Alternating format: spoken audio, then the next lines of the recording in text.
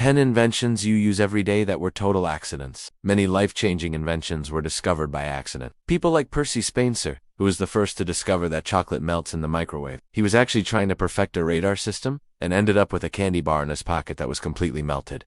Or, how about potato chips? They were invented by a chef who was trying to spite a difficult customer. The chef thought that if he made the thinnest slices of potato possible, they would burn and crisp up, so that even the most discerning palate would be satisfied.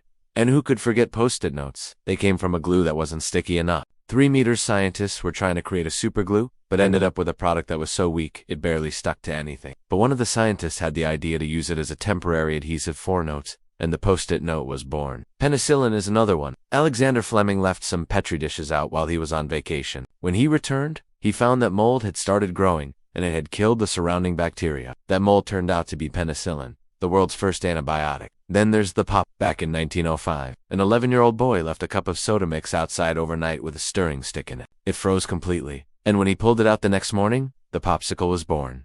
Totally by accident. X-rays were discovered in a lab too, but not on purpose. Wilhelm Röntgen was experimenting with cathode rays. When he noticed his bones appearing on a fluorescent screen, he had unintentionally created the very first X-ray image. Velcro came from a simple walk-in nature. A Swiss engineer named George de Mestral noticed burrs sticking stubbornly to his dog's fur. When he looked under a microscope, he saw tiny hooks, and that inspired him to create Velcro fasteners.